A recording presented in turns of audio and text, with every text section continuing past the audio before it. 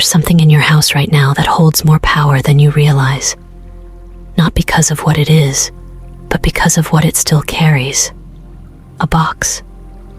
Maybe it's on a shelf, under your bed, or in the back of your closet. It doesn't matter where you put it, because energetically, it's never really left you. This box holds more than memories. It holds versions of you that never fully got to speak, to heal, to finish what they started. It's not just clutter, it's emotional evidence. Proof that your soul has been paying attention, even when your mind tried to forget. You didn't keep it because you're nostalgic. You kept it because something inside you knew it mattered.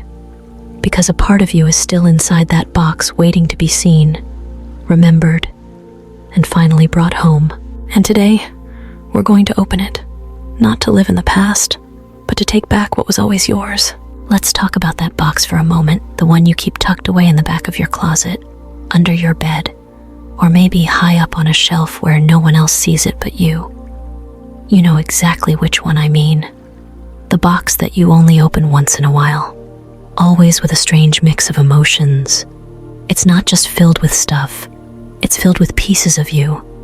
And every time you look inside, something shifts. You feel it in your chest, maybe even in your stomach, a wave of something you can't quite name. It's not always sadness. Sometimes it's longing. Sometimes it's love. Sometimes it's something like grief mixed with gratitude. Inside this box are items that have outlasted chapters of your life. There's a picture of you as a child, smiling in a way you don't anymore.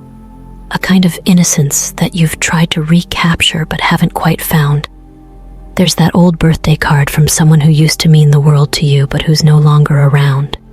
Maybe there's a love letter you never sent, with words your heart wanted to say but your head held back. There's a dried flower from a concert, a wristband from a trip, a trinket that once made you feel seen by someone. Each item carries an emotional fingerprint, a moment you once lived that still breathes inside that cardboard space. You might not think about it much, but that box is more than memory storage. It's a kind of emotional archive. Every item you've kept for a reason, even if you're not fully aware of it. Those aren't just scraps or leftovers from your past. They're anchors. They're reminders of when you felt most alive, most vulnerable, most yourself. It's easy to forget how powerful that is, especially when life gets busy, when routines take over, when you're trying so hard to stay focused and forward-thinking. What's wild is how your heart knows what your brain tries to forget. That's why you keep it. You don't show it off. You don't talk about it. But you also don't throw it away. Because deep down, you understand that this box is holding more than objects. It's holding context, history, versions of you that still echo quietly when the world gets too loud, versions that still matter. And sometimes, just sometimes, it's when you look at those things that you remember who you were before the noise, before the expectations, before the compromises. Think about it, you may not visit that box often, but when you do, doesn't it feel like time folds in on itself? Like a door creaks open inside you that you hadn't realized was locked? That's not just nostalgia. That's your inner self reaching out for recognition. That box is proof that you were here, that you loved, that you lost, that you tried, and even now, it's still trying to speak to you. All you have to do is listen. Now, here's the part that most people don't realize. This box, this collection of memories and objects, it's not just a container of your past. It's an energetic anchor. It holds weight, not in the physical sense, but in an emotional and even spiritual way.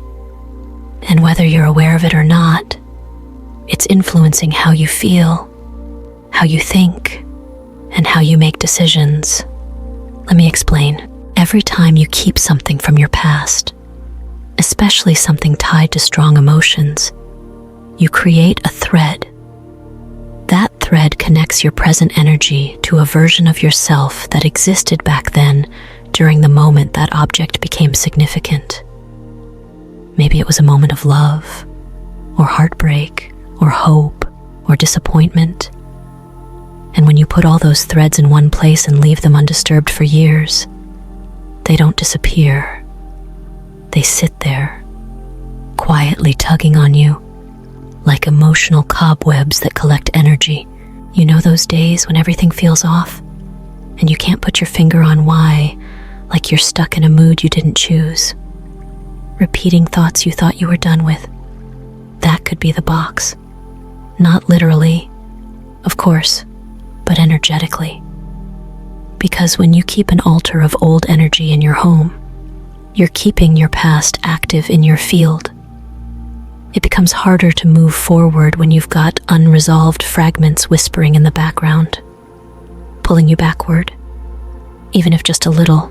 And this affects more than just your emotions. It impacts your choices. You might be trying to create something new in your life, a relationship, a career move, a creative project. But if your emotional field is still crowded with unprocessed memories, those efforts can get weighed down. Imagine trying to run forward while holding a heavy backpack full of things you meant to deal with but never did. That's what this is. That box is the backpack, and you're carrying it into every new chapter, even if it stays hidden. This is especially important for Virgo energy. You're someone who craves clarity, order, systems. You like to know where everything belongs. But the irony is, this box, your one sacred exception, is a place where chaos lives. Not loud chaos, but quiet, layered, unspoken chaos. It's where you've stored the endings you never fully grieved, the beginnings you abandoned before they could grow, and the dreams you decided were too impractical to follow. And all of it is still there, unresolved and waiting. That box may be small, but its influence is not. It could be coloring the way you interact with others, causing you to be more guarded than necessary, or more nostalgic than grounded. It might even be why you sometimes feel like you're living on autopilot, repeating cycles without knowing why. Because part of your energy is stuck in that box. Part of you is still looping through old scenes that your soul hasn't integrated yet.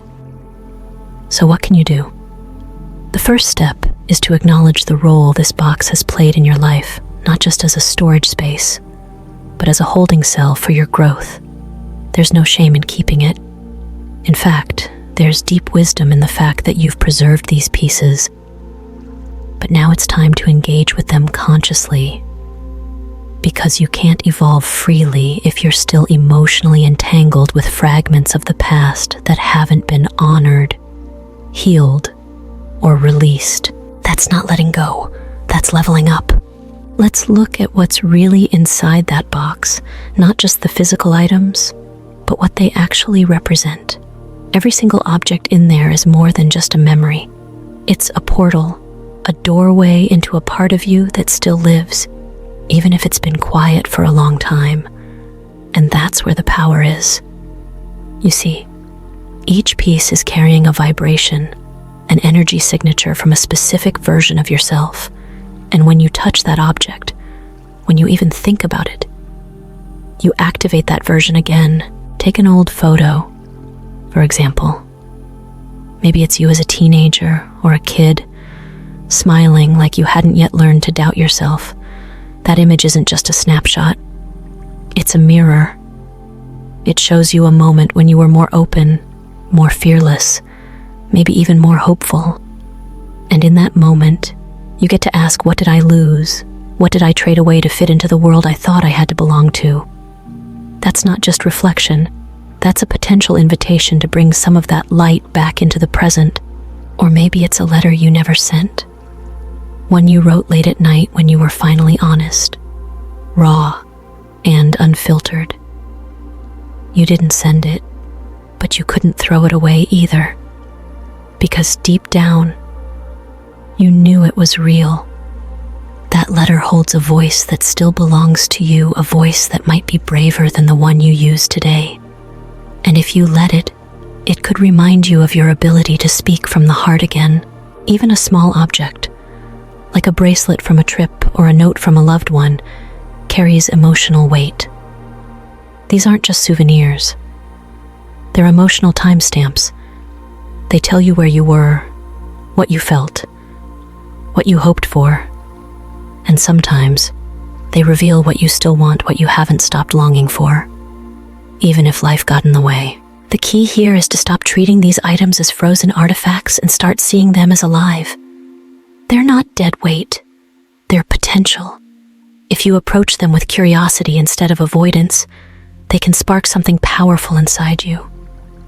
A memory that turns into motivation, a dream that turns into direction, a moment of pain that becomes a message of healing.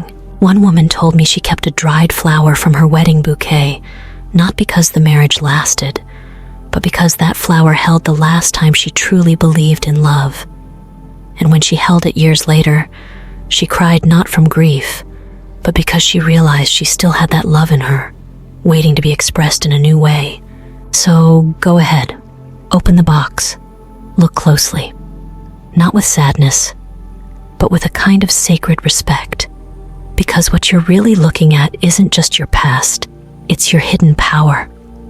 And maybe, just maybe, the parts of you you've been looking for have been quietly waiting inside all along. Now let's talk about something I call emotional archaeology. It's the process of digging through your own emotional history, not just to remember, but to rediscover, to uncover the buried pieces of yourself that still have value, still hold power, but have been pushed aside or forgotten over time. Think of it like this. Every object in that box is a fragment of your inner landscape, like fossils waiting to be examined, understood, and integrated. But here's the thing. You can't just open the box and expect magic to happen. You have to approach it with a different kind of mindset, not as someone visiting a graveyard of the past, but as an explorer stepping into sacred ground. You need curiosity, patience, and most of all, presence. This is not about reliving pain for the sake of pain. It's about noticing what your emotions have been trying to teach you all along. For example, say you find an old journal. Don't just flip through the pages out of habit. Sit with it. Read your words slowly. Feel what your younger self was trying to express.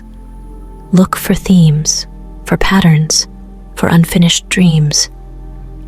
You might be surprised at what still resonates. You might even find answers to questions you're facing right now, answers your present mind never thought to look for in the past. This isn't about dwelling, it's about decoding. When you read a letter you wrote but never sent, ask yourself, what truth was I trying to speak that I still haven't voiced? When you hold on to a token from a trip or a moment, ask, what did that place awaken in me that I've allowed to go dormant? These questions aren't just sentimental, they're strategic. They help you reconnect with the energy you need to move forward. You see, emotional archaeology isn't about turning back. It's about going deeper, about using the tools of your own story to understand what still matters and what needs to be released. When done with care, this process can rewire your relationship with your past. Instead of seeing it as something you escaped, you begin to see it as a source of wisdom that's been waiting for your return. One man told me he kept a cassette tape from his father, a recording of advice he never appreciated until years later. When he finally listened again, he realized he had been living out a fear that wasn't his, but his father's. That moment changed everything, because awareness, once felt deeply, transforms you. That's the power of emotional archaeology. It brings your attention to what was unconscious. It turns background noise into insight. So when you revisit the contents of your box, don't rush, don't judge, just listen. Let those objects speak. Let them reveal not just where you've been, but who you've always been beneath the layers. There's gold in your history, but you have to dig with intention and with love. Now let's get honest for a second. Some of what's in that box isn't just sentimental. It's not just a reminder of who you were. It's a reminder of the parts of yourself you abandoned, the dreams you gave up on because someone said they were unrealistic, the talents you hid because they didn't fit the mold, the feelings you pushed down because the world didn't know what to do with them. That box, it's holding more than memory. It's holding parts of your soul that were never given permission to stay. We all do this, especially people who are sensitive, intuitive, and highly self-aware like most Virgos. You're smart, you know how to adapt, you know how to read a room, figure out what's expected, and deliver. But in doing that over and over again, you may have slowly edited yourself. And those edits, while useful for survival, come at a cost. Because every time you say no to a part of yourself in order to be accepted, you create a little fracture, a little silence where there used to be a voice. Let me ask you something. Do you remember what you used to love before you were told what you should like? Before the world convinced you to be more practical, more polished, more predictable? Maybe you used to write stories, or dream about being a singer, or a healer, or a painter. Maybe you were wildly curious, playful, and free. And little by little, those colors faded because someone somewhere made you feel like they didn't matter. But they did, and they still do. That's why that box matters. Because inside it are not just memories, but evidence. Evidence that you once gave yourself permission to dream without limits. That you once felt deeply, expressed freely, and hoped boldly. And you kept those things not just because they were sweet, but because they were true. They were you, the real you, the version that existed before the expectations kicked in. One man told me he kept a small sketchbook hidden for years. He used to draw as a kid monsters, superheroes, fantasy worlds. But he stopped because his dad told him there was no future in art. Years later, he found the sketchbook again, and for the first time in decades, he picked up a pencil. Not to prove anything, just to feel that spark again. And that spark became a new business, a new community, and a part of himself he never thought he'd reclaim. So let me tell you this. Whatever is hiding in your box, whatever dream, emotion, version of yourself you've tucked away for safekeeping, it's not too late. You're not too old. You're not too far gone. That part of you didn't disappear. It's been waiting. And now it's your job to decide, are you going to keep burying that part of you? Or are you ready to let it breathe again? Now that you've seen what's in the box, what it holds, what it remembers, and what it's still trying to teach you, it's time to shift the way you relate to it. This is not just a storage space. This is a living archive, a personal library of your soul. And you, whether you knew it or not, have been the quiet guardian of it all along. You didn't throw those things away because, deep down, a part of you knew that one day you'd come back for them, that you'd need them again, not as relics, but as resources. This is where integration begins, not by forcing yourself to be someone you used to be, but by weaving those past threads into the fabric of who you're becoming. That's the shift. When you stop seeing your past as something to escape and start seeing it as something to partner with. Because your growth isn't about leaving pieces behind. It's about learning how to bring them with you in a way that honors your evolution. Let's say you used to be wildly creative, but now live a more structured life. You don't have to give up structure to reclaim creativity. You just need to make room for it. Maybe that looks like painting for 10 minutes a day, or journaling once a week, or singing in the car with the windows rolled down. Whatever it is, it doesn't have to be grand. It just has to be intentional. Because the parts of you you've left behind aren't asking to take over. They're asking to be included. You might be surprised at how much lighter life feels when you do this. When you stop pretending that the box is just old stuff and start recognizing it as a treasure chest of emotional intelligence. Every item in there can be a key, a clue, a reminder of what really matters to you. And when you use those items with intention, when you let them guide you instead of haunt you, you begin to move through the world differently, with more clarity, with more self-trust, with more wholeness. One woman I spoke with found an old cassette tape of her voice as a child, reading a story she wrote. She hadn't heard it in decades. When she played it, she cried not because it was sad, but because it reminded her of a time when she believed her voice mattered. That moment inspired her to start a podcast in her 50s, not because she needed to be heard by millions, but because she finally wanted to hear herself again. So go ahead, look at your box one more time.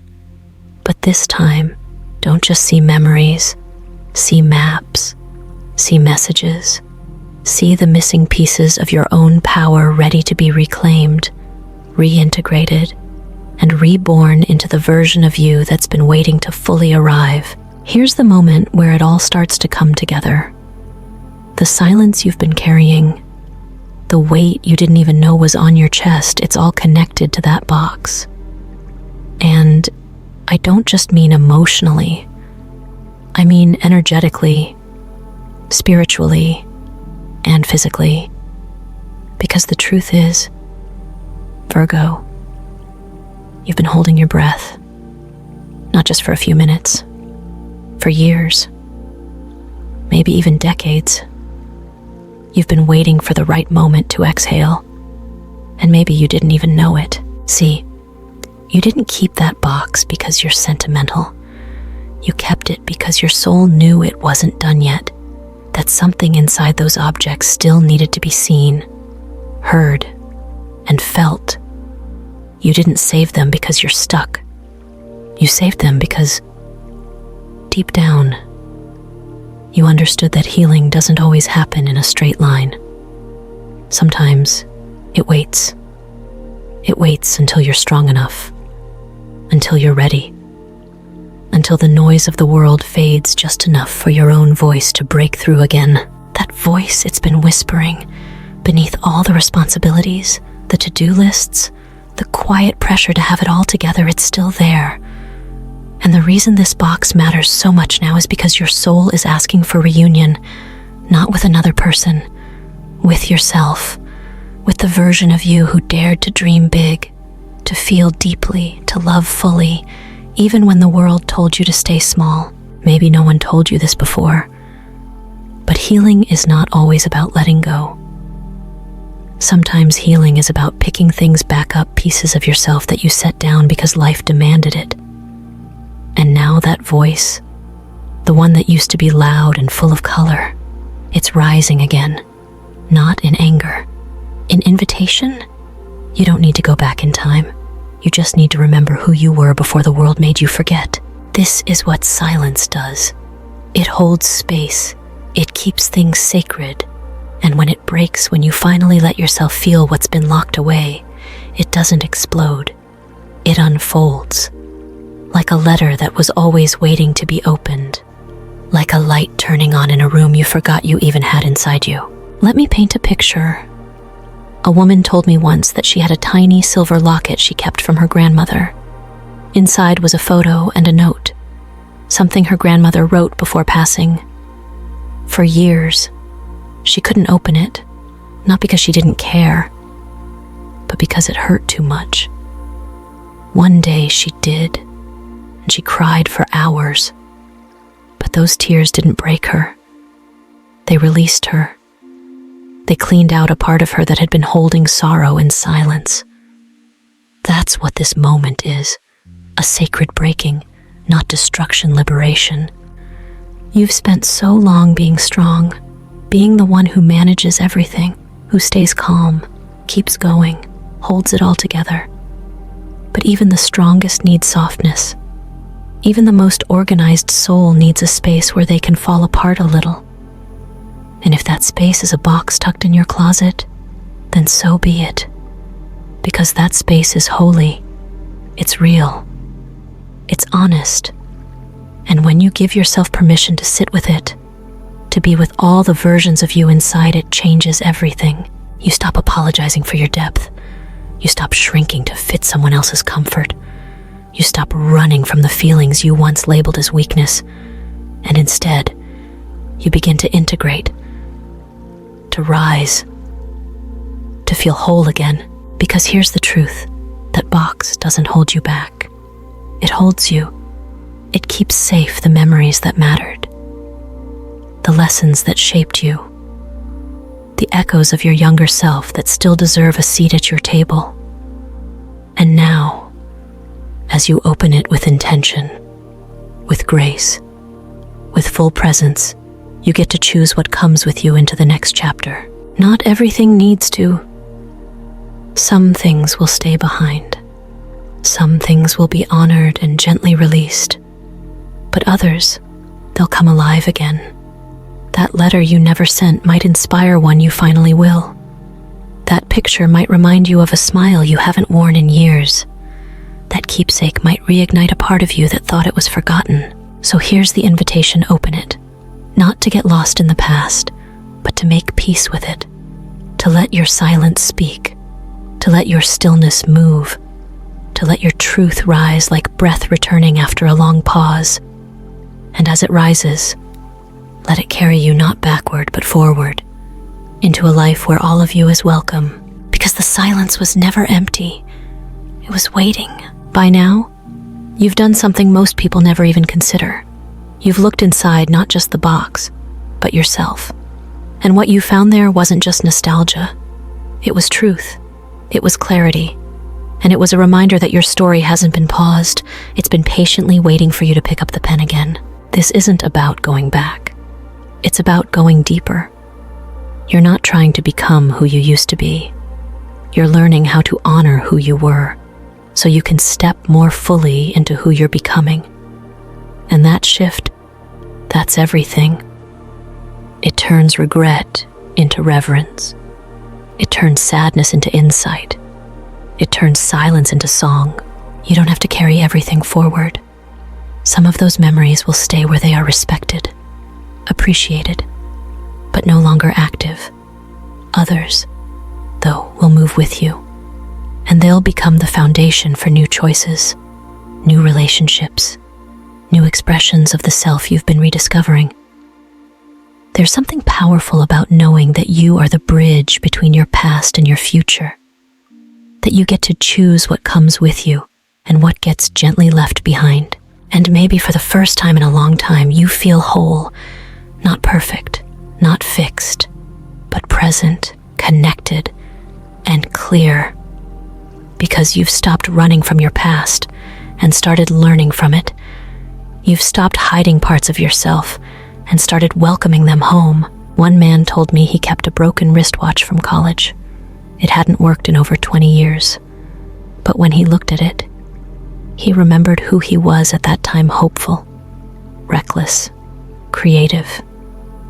Eventually, he decided to get the watch repaired. Not because he needed to wear it, but because it reminded him that some things are worth restoring. That watch became a symbol, not of time lost, but of time reclaimed.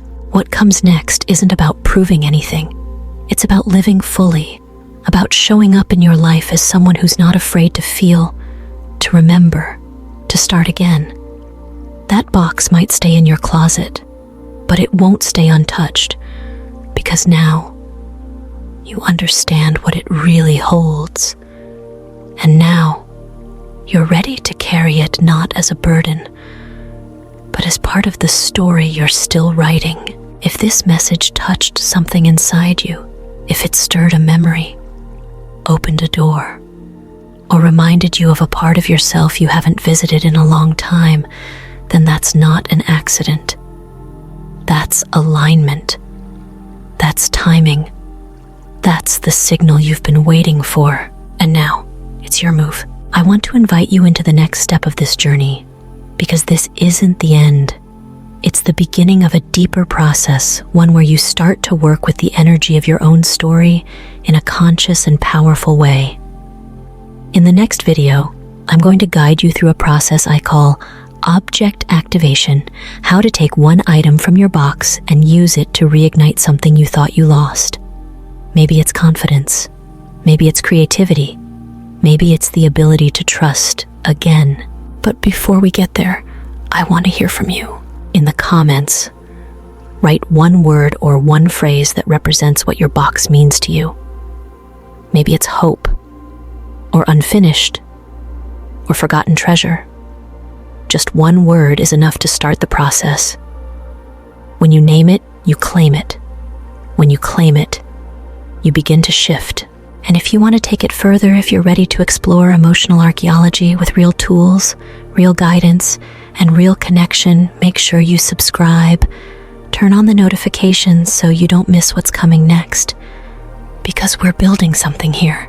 A space where healing isn't a performance, it's a practice. And if this video resonated with you, share it. You never know who else is keeping a box just like yours, quietly waiting for someone to tell them it's okay to open it. You could be that spark. You could be the reminder they've been needing. Let me ask you this. When was the last time you felt truly seen, not for what you do or what you give, but for who you are? Deep down, underneath it all. That's what we're doing here. Seeing each other, naming what's been unnamed, healing what's been held in silence. You're not alone in this. Your box is not just yours. It's a part of a larger human story. And when we start telling those stories together, we all begin to heal one memory, one message, one object at a time. So go ahead, comment below, subscribe, share, and keep showing up, because your story deserves to be seen, and you deserve to feel whole again.